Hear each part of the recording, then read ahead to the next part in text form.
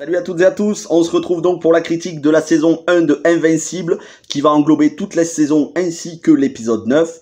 Partie sans spoilers où je vous parlerai de la saison entière mais sans les éléments de scénario. Et puis partie spoilers où je vous parlerai du scénario et surtout de cet épisode 9. Donc je vais pas revenir sur tout l'aspect, tout ce qui est de casting. Je vous renvoie à ma première vidéo de présentation des 3 premiers épisodes où j'avais bien détaillé. Là pour le coup ce que je vais vous dire c'est que tout simplement c'est une excellente série. Mais vraiment, qui m'a surpris de bout en bout. Il y avait certains épisodes un petit peu moins bons que d'autres, qui m'ont un peu déçu, parce que parfois il y avait une baisse de rythme, parfois il y avait un petit peu trop de côté teenage romance, façon les séries de la CW, Arrowverse, etc. Mais, dans l'ensemble, c'est une série sérieuse, c'est une série avec de la gravité. Ce dernier épisode, cet épisode 8, nous le prouve. Et donc, voilà, on a affaire à une excellente série qui n'est ni Marvel ni DC Comics, qui emprunte un petit peu à du Marvel, un petit peu à du DC Comics, mais qui va plus loin que les deux, même si j'ai vraiment énormément aimé Falcon et le Soldat d'hiver, mais là, on n'est pas du tout sur le même genre de série. On est sur une série qui se permet absolument tout, des extraterrestres, des bestioles, des monstres en tout genre, et surtout sur une série qui est d'une extrême violence. Alors je tiens à préciser, parce qu'on m'a fait la remarque dans les commentaires, à juste titre, je n'ai pas regardé The Boys. À la base, je suis pas fan. C'est pas le genre de série qui va m'attirer parce que trop violente, un peu trop cynique à mon goût. Ceci dit, je vais quand même regarder la saison 1 pour me faire mon avis. Donc je sais pas si Invincible est aussi violent, plus violent, moins violent que The Boys. Ce que je peux vous dire, c'est que c'est la série la plus violente que j'ai vue en animation.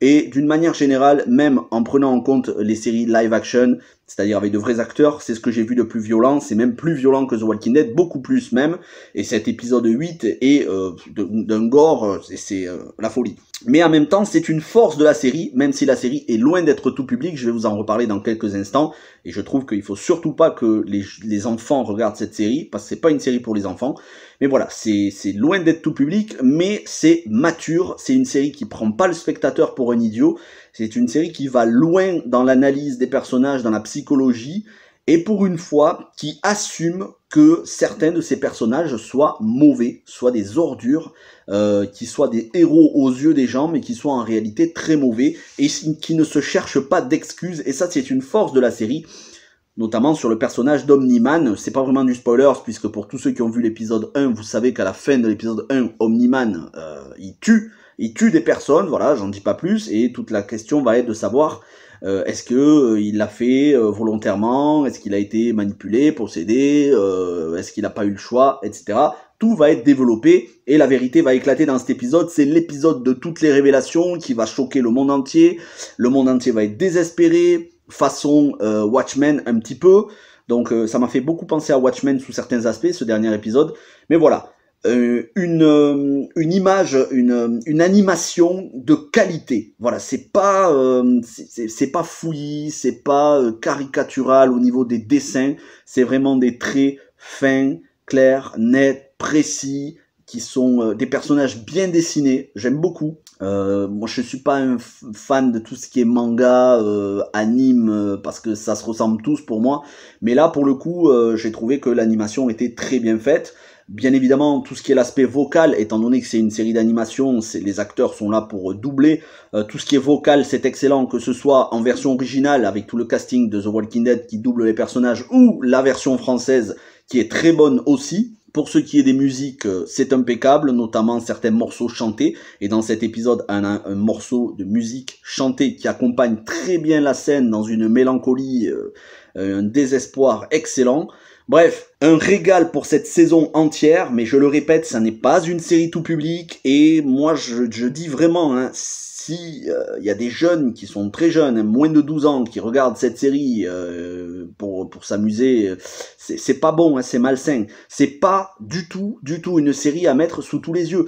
C'est une série quand même où il y a des gens qui se font éventrer, qui se font couper en deux, qui se font éclater au sens littéral du terme, avec le cerveau, avec le tronc cérébral, avec des bains de sang, mais dans un gore extrême.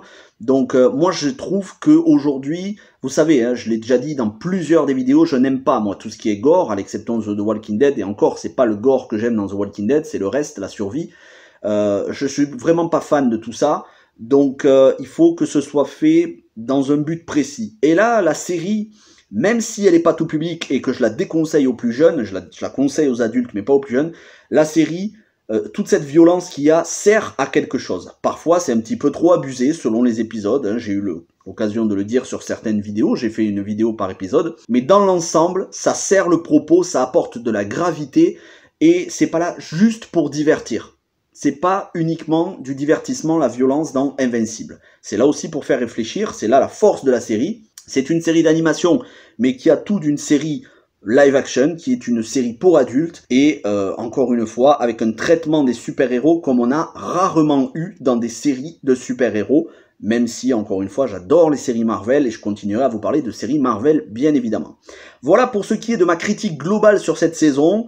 Ça étend, ce dernier épisode étend l'intrigue à un niveau cosmique, j'ai envie de dire. Voilà, la Terre n'est plus seule, il y a des enjeux qui dépassent la simple race humaine. On parle aussi de suprémacisme d'une race, on parle d'eugénisme, l'eugénisme qui consiste à sélectionner pour ne garder que le meilleur d'une espèce. Voilà, on parle aussi du survie du plus fort, donc quelque part un petit peu du darwinisme. Voilà, du mépris des faibles, d'un pouvoir qui serait surhumain et qui serait implacable. Parce que oui, dans cet épisode, Omni-Man est implacable et personne ne peut s'opposer à lui. Et ça aussi, c'est une bonne chose, parce que d'habitude, dans les séries de super-héros, il y a toujours le héros, enfin, ou le super-héros, il prend cher au début, mais ensuite, il se relève et il arrive à vaincre le méchant en développant des super-pouvoirs sortis de nulle part. Non, là, très clairement, vous verrez, c'est pas le cas dans ce dernier épisode, mais je vous en dis pas plus, c'est pour la partie spoilers. Je vous recommande bien évidemment cette série, si vous m'avez suivi tout au long des des vidéos précédentes. Il n'y en avait pas 8 puisque la première vidéo faisait les 3 premiers épisodes.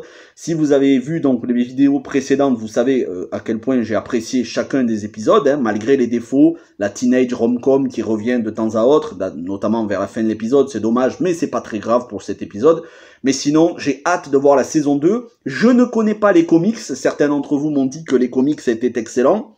Malheureusement, je ne connais pas, même si je connais The Walking Dead du même auteur, Robert Kirkman. Pour le coup, à chaque fois que je suis allé en librairie ou en grande surface, au rayon presse, au rayon livre, j'ai toujours vu les comics, mais j'ai jamais eu le temps de feuilleter. Donc d'ici la saison 2, j'aurai largement eu le temps de rattraper mon retard et de lire les comics. Voilà pour ce qui est de Invincible saison 1 d'Amazon Prime. Une excellente série, vraiment, qui ne prend pas les spectateurs pour un idiot, qui ne lésine pas à mettre les moyens, et c'était une réussite. Maintenant, on va passer à la partie spoilers, donc je vous laisse quitter la vidéo si vous n'avez pas vu la série, sinon, alerte spoiler.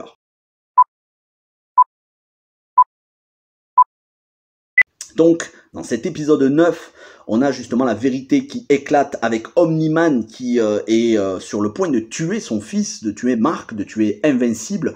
Et si, dans un dernier sursaut d'humanité, il n'avait pas eu le souvenir de son fils, des joies de parents qu'il avait, des joies de père qu'il avait lorsque son enfant était petit, s'il n'avait pas eu ce sursaut d'humanité, il l'aurait tué.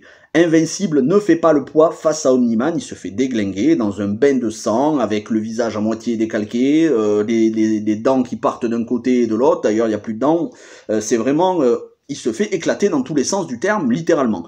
Avant ça, il y a un combat dans la ville, alors je sais plus hein, si c'est New York ou pas, je sais même pas si c'est une ville fictive, mais il y a un combat en ville avec un bain de sang dans le métro où Omni-Man attrape Invincible par la tête et le force à se faire éclater, l'éclate contre un métro. Il traverse le métro parce que eux, ce sont des Viltrumites qui viennent de la planète, enfin, Omni-Man vient de la planète Viltrum et le sang d'Omni-Man coule dans les veines de son fils, donc c'est des êtres qui sont supérieurs à la race humaine, qui sont quasi invincibles, mais quand même pas totalement invincibles. Et donc eux, heurter un métro, ça leur fait rien, tout comme avoir une bombe nucléaire en pleine tronche, ça leur fait rien du tout. Mais il force son fils, qui lui était là pour sauver des innocents de son père, de la menace que représente son père, il force il le traumatise en le faisant participer involontairement à un massacre de centaines de personnes dans le métro, et on voit tous les gens qui viennent s'éclater littéralement dans un bain de sang et de tripes, de bras arrachés, de têtes, contre lui. Donc il est traumatisé, notamment il sauve à un moment donné un aviateur, un pilote d'un chasseur qui était en train de détourner l'attention en tirant sur Omni-Man, ça ne lui fait absolument rien. Mark, donc invincible, sauve ce pilote, le pilote le remercie, mais Omni-Man arrive et il lui broie la tête, il l'éclate telle une pastèque. Et c'est pas du tout rigolo dans la série, pour le coup c'est très... si vous, ça vous fait rire, faut se poser les bonnes questions, parce que c'est pas du tout rigolo, et vraiment c'est quelque chose d'assez choquant. D'ailleurs le personnage est traumatisé, si son père n'avait pas arrêté, il aurait pu très bien le tuer. Aucun super-héros parmi les jeunes super-héros ne fait le poids. Ce qui est bien, c'est de voir la cohésion aussi au niveau de l'équipe de jeunes super-héros qui, comme ils ne peuvent pas lutter contre Omni-Man, n'ont d'autre choix que d'essayer de sauver les gens des conséquences du combat Omni-Man contre Invincible. Donc là aussi, ils développent une cohésion d'équipe, notamment Monster Girl, avec les autres, Duplicata, bref, c'est vraiment c'est une très bonne chose. Et puis, on a ce passage qui est où qu'on voit défiler sur une musique chantée qui fait très mélancolique, très désespoir, où on voit les gens qui sont bien tout simplement abasourdis. L'espèce humaine est abasourdie de voir que son plus grand défenseur Omni-Man, en fait, les considère comme des insectes et est là pour les anéantir, les éradiquer, parce que oui, le but de Omni-Man, qui est toujours un patriote de sa planète, qui est l'empire de Viltrumit, qui n'ont pas hésité à tuer les plus faibles pour faire vraiment une expansion des plus forts, et qui ont conquéri, conquéri, je sais plus, différentes planètes dans l'univers. Ils sont là pour conquérir la Terre, et donc Omni-Man, c'est son but quand il est arrivé sur Terre, et il révèle son but, et il révèle même qu'il considère sa femme comme un animal de compagnie. Il a pris du bon temps, mais voilà, il la considère comme un toutou. Voilà, comme un petit animal.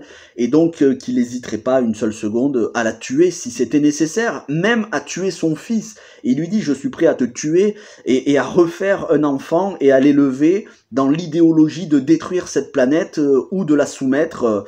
Donc on voit l'aveuglement fanatique de Omni-Man, et les gens qui, absolument personne ne peut rien contre lui, ni même son fils. Et donc ils sont dans le désespoir le plus total, et ils sont face aux conséquences, puisque Omni-Man, après avoir épargné son fils, décide de s'enfuir, de s'envoler, et il quitte carrément la galaxie, le système solaire. Donc est-ce qu'il est allé rejoindre sa planète pour revenir ensuite, ou est-ce qu'il est allé dans un autre coin de l'univers pour réfléchir à ses actes?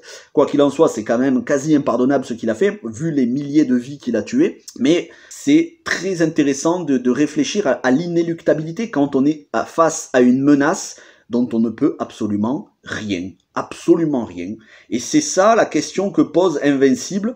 Comment on gère face à une menace dont, quels que soient vos pouvoirs, qu'on ne peut arrêter? Ça, c'est une question très importante que soulève la série, c'est vraiment profond, et c'est un traitement des super-héros qu'on a rarement vu à la télé ou au cinéma.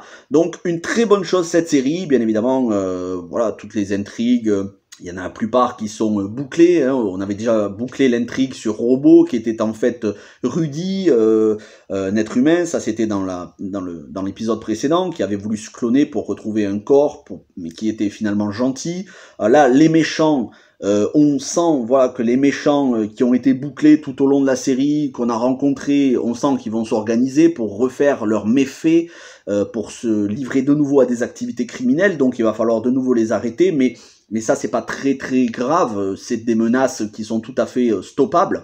Par contre, la véritable menace va venir de la planète Viltrum, qui est à l'autre côté de l'univers, et il va y avoir une coalition de planètes dont Invincible va se faire l'ambassadeur, une coalition de planètes pour lutter contre la planète Viltrum, qui est quasi inarrêtable et qui terrorise l'univers tout entier. Ça, ce sera pour la saison 2, je ne sais pas ce qui est nané des comics, n'hésitez pas à me dire si vous connaissez déjà un petit peu la trame narrative des comics, si ça va plus loin que la saison 1. En tout cas, ça a été une super surprise cette série. Amazon Prime fait vraiment du très bon, je suis très content hein, vraiment de découvrir ces séries qui sont exceptionnelles, même si j'aime énormément Marvel, voilà. Ça n'a rien à voir, on peut pas comparer, mais l'un comme l'autre, que ce soit Falcon et le Soldat d'hiver ou Invincible, je me suis régalé durant ces 6 à 8 semaines où je vous ai fait épisode par épisode. On se retrouve bientôt pour la série Loki, épisode par épisode chaque semaine, et puis de toute façon tout ce qui est en matière de super-héros, vous en aurez sur la chaîne un bon paquet. Merci à tous, n'hésitez pas à me donner votre avis sur cette série, sur ma vidéo, toujours dans les commentaires, respectueux, comme vous savez le faire. Merci à tous, passez une bonne journée, et on se retrouve demain pour une adaptation de jeu vidéo. Ciao tout le monde!